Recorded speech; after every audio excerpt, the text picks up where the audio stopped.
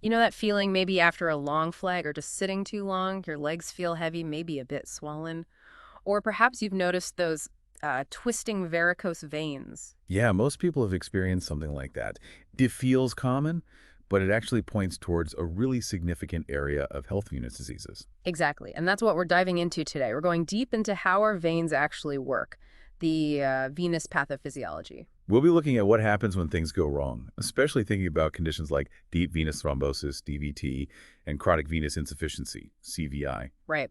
And we're basing this discussion on the material you shared with us, that 009 Venous Pathophysiology.pdf document. Our mission really is to pull out the key insights from that source. The goal is to give you a clear, understandable, and hopefully engaging picture of how complex veins are, what DVT and CVI involve, but without, drowning you in technical jargon. Okay, let's kick things off with the basics. Veins. We often think of arteries as the stars, but the source material really stresses that veins are active organs, not just passive pipes.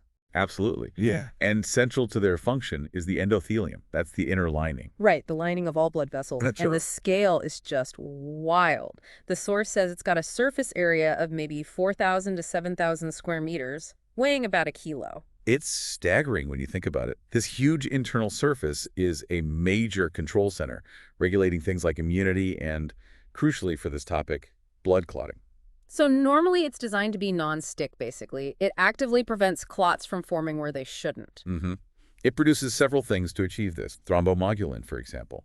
That helps activate protein C, which is a natural anticoagulant. Okay, protein C. Got it. And it also has heparin and dermatan sulfate on its surface. These molecules turbocharge other natural inhibitors like antithrombin and heparin cofactor 2. So multiple layers of anti-clotting activity built right in. And there's more. It makes tissue factor pathway inhibitor, TFPI, which puts the brakes on an early clotting trigger. Right. Plus, it produces TPA and UPA. Those are plasminogen activators, crucial for breaking down any small clots that do start forming. Clot busters, essentially. Exactly. And don't forget nitric oxide, NO, and prostacyclin. These do a few things. They inhibit leukocytes and platelets from sticking and getting activated.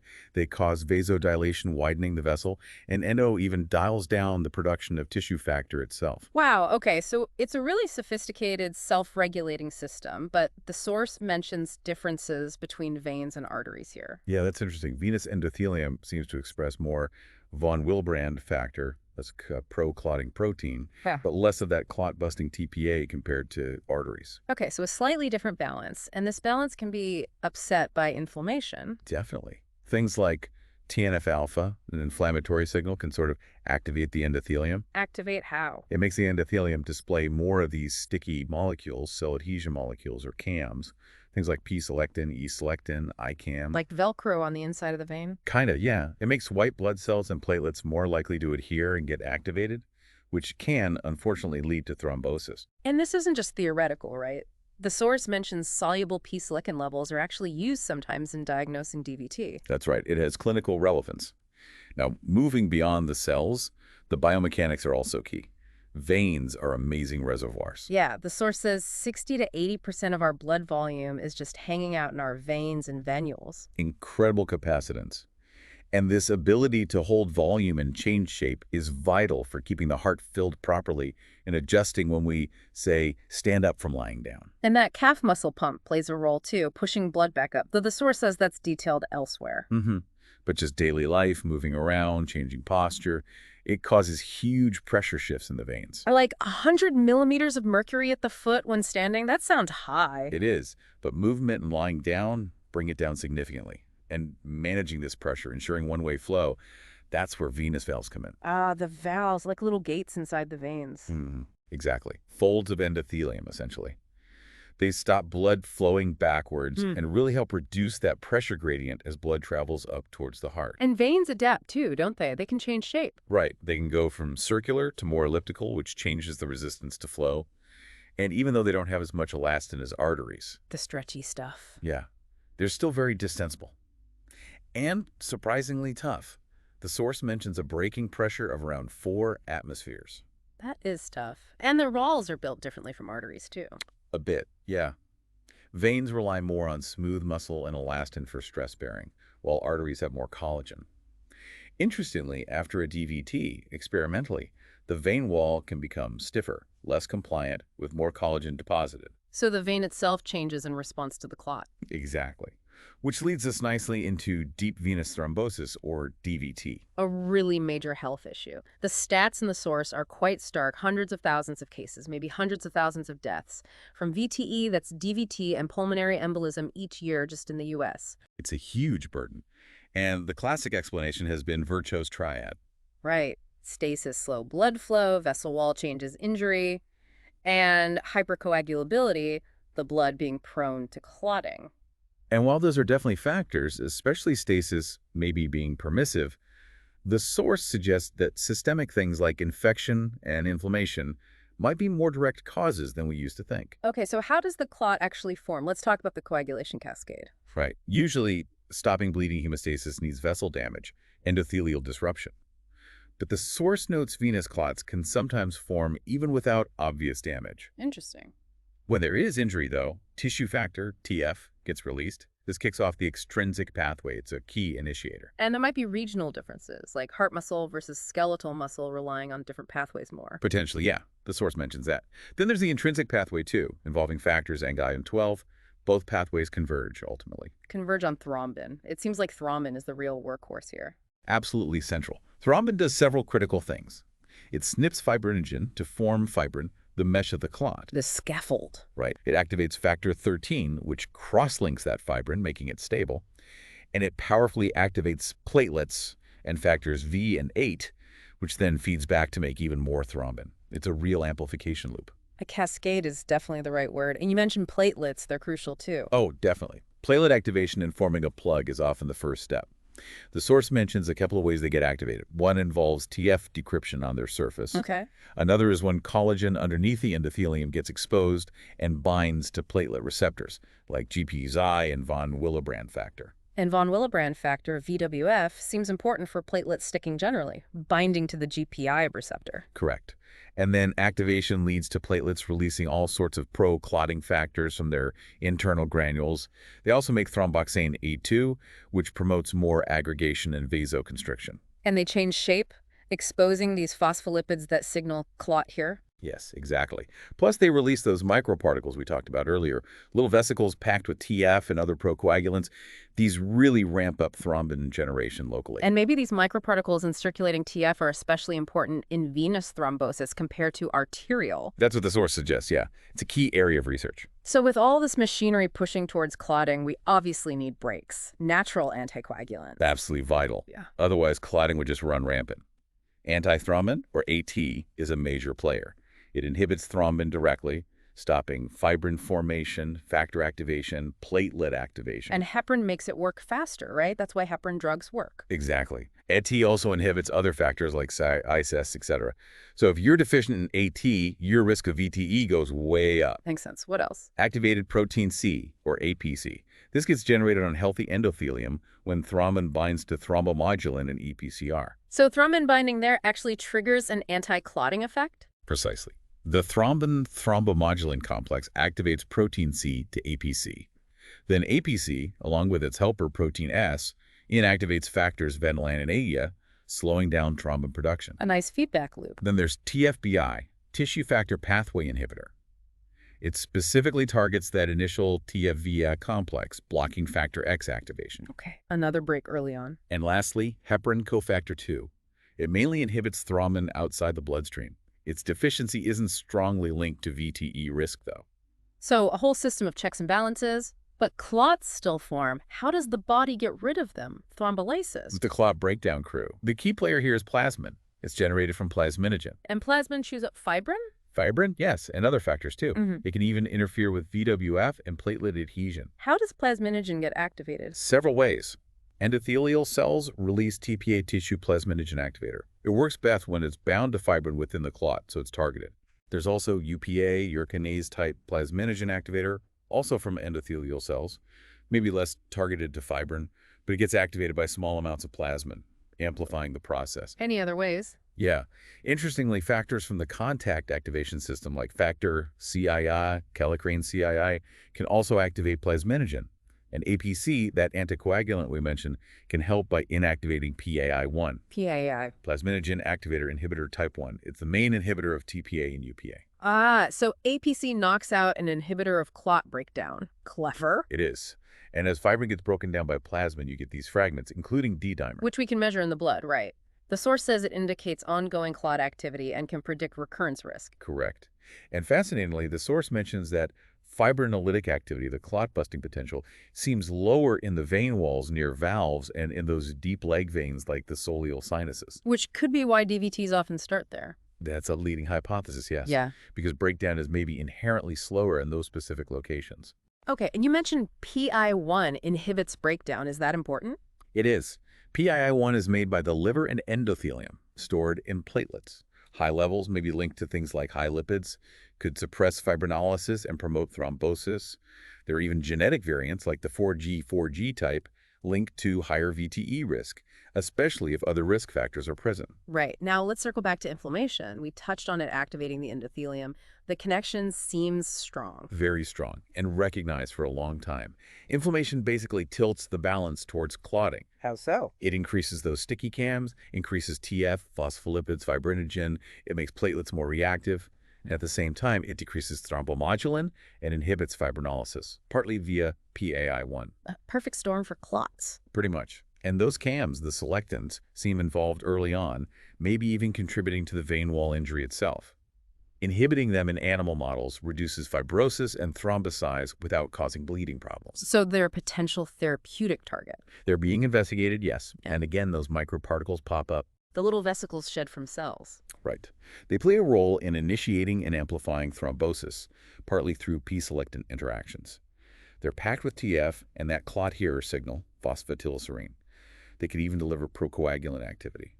And platelet microparticles carry PAI1, so they block clot breakdown too. Potential biomarkers as well, you mentioned. Yes. And related to microparticles, the source mentions galectin-3 and its binding protein, gal3DP. Okay. Their presence in microparticles from DVT patients and links to clotting in animal models suggest they might play a role. Levels seem to go up in acute DVT, so maybe another potential biomarker down the line. Okay, so a clot forms. What happens next? Resolution, hopefully, Hopefully. The source describes it as a complex process, quite similar to wound healing. involving growth factors, collagen, enzymes called MMPs. Exactly. And a key feature is the invasion of the thrombus by white blood cells, leukocytes, in a specific sequence. Who arrives first? The neutrophils, PMNs. They might contribute to early injury and amplification, maybe through releasing NETs neutrophil extracellular traps. NETs? Yeah, these web-like structures. Releasing them might promote early DVT, but breaking them down with DNAs seems to speed up resolution in animal models, so a complex role. Okay, after the neutrophils. Then come the monocytes and macrophages, momae. These seem really critical for the later stages of clearing out the clot. Their arrival correlates with chemical signals like MCP1. Are they needed for the clot to form initially? Doesn't seem like it. Their main job appears to be in resolution. And they're adaptable. They can be pro-inflammatory early on, but then switch to more pro-resolving healing roles depending on the signals they get. Fascinating. What about other immune cells? T cells? Less understood, but they are present. CD4 plus T cells are the most common type found in thrombi, peaking weeks later. Interfering with T cells affects macrophage recruitment and clot clearance. Certain T cells even get into the vein wall itself. And the environment inside the clot matters too. Low oxygen. Yes, hypoxia. This stimulates a factor called HIF-1, and surprisingly, stimulating HIF-1 in animal models seems to accelerate resolution. It seems linked to VEGF, vascular endothelial growth factor, which promotes new blood vessel formation, neovascularization within the thrombus, and brings in more monocytes. So growing new vessels into the clot is part of clearing it. Okay. And mechanical stretch from the clot itself can affect the vein? Apparently so. It can stimulate HIF-1 and MMPs and might reduce the vein's ability to contract over time. As the clot resolves, are inflammatory signals released? Yes. Things like IL-1 and TNF, likely from leukocytes and smooth muscle-like cells in the thrombus and the vein wall. The leukocyte activity in the wall mirrors the thrombus PMNs first, then macrophages. And the vein wall itself is changing during this. You mentioned stiffness earlier. Right. Early on, there's breakdown of elastin and collagen, along with increased activity of MMPs, these matrix-degrading enzymes. But blocking MMP seems to reduce later fibrosis, so that early injury response seems to set the stage for scarring. And losing the endothelial lining is bad too. Very likely. It probably contributes to fibrosis and makes future clots more likely. Studies show reduced levels of protective endothelial factors like NO and thrombomodulin after a DVT. And just prolonged stasis itself can decrease the vein's clot-busting ability, probably due to endothelial damage. And what drives the fibrosis, the scarring? A key player seems to be TGFS, transforming growth factor beta. It's present in the clot, gets activated during breakdown, and strongly promotes fibrosis, more collagen, more MMPs. So the healing process itself can lead to long-term problems. Exactly, which is relevant for post-thrombotic syndrome, PTS. Recurrent DVTs are a big risk factor. And the vein wall might be primed for more scarring after the first DVT. That's what recent models suggest, yeah. Higher levels of TGFS, IL-6, MMPs, and recurrent clots. And the study also showed how bits of the original thrombus can get incorporated into the vein wall structure long-term. Okay, that leads us into chronic venous insufficiency, CVI. What's the core issue there? Often, it's venous reflex blood flowing backwards, usually due to damaged valves in the superficial or deep systems, or the perforator veins connecting them. So the one-way gates are broken. Essentially. This increases the hydrostatic pressure in the downstream veins and tissues. Obstruction from a previous DVT makes it worse. And as we saw, DVT itself damages valves. Interestingly, CVI itself might even be a risk factor for getting a DVT. So that high pressure triggers problems. Seems so. Experimentally, it activates leukocytes locally. And the vein wall fibrosis we just discussed contributes to the valve damage, making the pressure problem worse when standing. It looks like an adaptive response gone wrong, abnormal healing. What about historical ideas? Homans, Browse, and Bernand. Right. Homans coined post-thrombotic syndrome. Browse and Bernand focused on tissue hypoxia and saw these fibrin cuffs around capillaries. Coleridge proposed leukocytes getting trapped in sluggish flow areas, all pieces of the puzzle. And then there are varicose veins. Yeah. Very common. Very common, yeah. Mostly lower limbs due to gravity and hydrostatic pressure. Linked to body weight is variable. Symptoms are usually local itching, swelling, sometimes bleeding, but as the source notes, they rarely thrombose. Why is that? If flow is maybe sluggish. It's thought that the endothelium, even in these dilated, tortuous veins, still maintains its anticoagulant properties pretty well, still producing thrombomodulin, NO, etc. Where do they typically occur? Superficial system saphenous veins and their branches. Risk factors include pregnancy, standing a lot, female gender, maybe missing valves congenitally, previous DVT trauma, and a strong genetic link. Genetics. Yeah, studies suggest maybe an autosomal dominant inheritance, but with variable expression. And what's happening in the vein wall itself? There's dysregulation of the matrix-altered collagen types, leading to net matrix deposition, maybe driven by local increases in MMPs or fibrinolytic activity. Differences in MMP9 levels have been seen, possibly from neutrophils. Does it affect how the vein contracts? Yes, they often show decreased contractility in response to stimuli. Could be from being overstretched or just impaired function due to the wall changes. It's still debated whether the primary issue is a weak wall or abnormal blood flow dynamics. Okay, moving to more severe CVI consequences. Prosthesis, dermatitis, dermal fibrosis. Right. This is chronic skin inflammation from that sustained venous hypertension injury. The idea is that leakage of large molecules and red blood cells from capillaries triggers secondary inflammation. What does it look like? That classic brawny, thickened, swollen skin, often with brownish discoloration, maybe leading to ulcers, usually in the lower leg, the gaiter area. Histology shows disorganized collagen, inflammation around vessels. Is the skin getting enough oxygen? Often not. Skin hypoxia is common. And while leukocyte trapping might not be the whole story, activated leukocytes definitely migrate into the tissue and immediate damage. Macrophages and mast cells are found there too. And the skin cells themselves, fibroblasts, might be affected? Potentially. They might not move properly or produce collagen normally in response to signals like TGF-α. But why do some people get ulcers and others with similar pressure don't? That's the key question. The source highlights emerging links to iron metabolism. Iron leaking from red blood cells might deposit and cause direct damage. There's even a gene variant affecting iron handling, C282Y, that increases ulcer risk in severe CVI. Fascinating link. Okay, nearly there. Thrombophlebitis. Inflammation of a vein wall with a thrombus. Can be sterile or bacterial. Most often superficial saphenous vein, maybe arm vein after an IV. Symptoms? Pain, redness, swelling, tenderness, often feels like a hard cord under the skin. Usually no systemic fever if it's sterile. No clear, strong genetic link.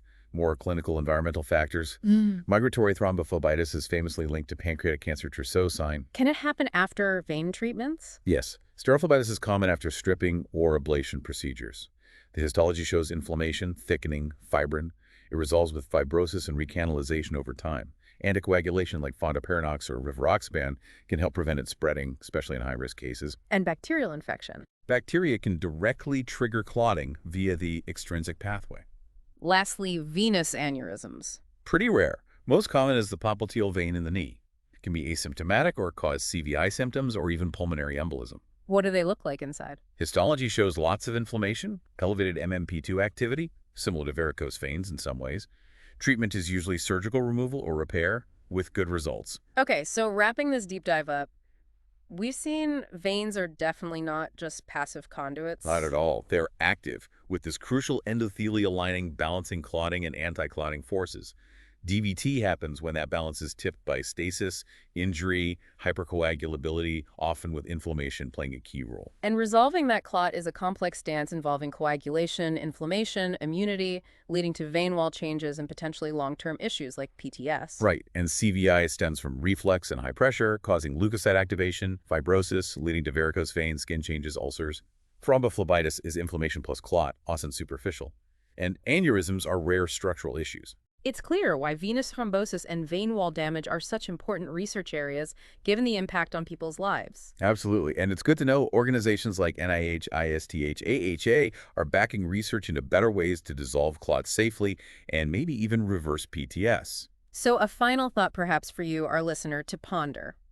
Considering how active the vein wall is in all this, what if future treatments focused less on just thinning the blood and more on supporting the vein's own healing processes? Or, given that strong link between inflammation and venous problems, could lifestyle changes, things that reduce systemic inflammation, play an even bigger role in prevention than we currently realize?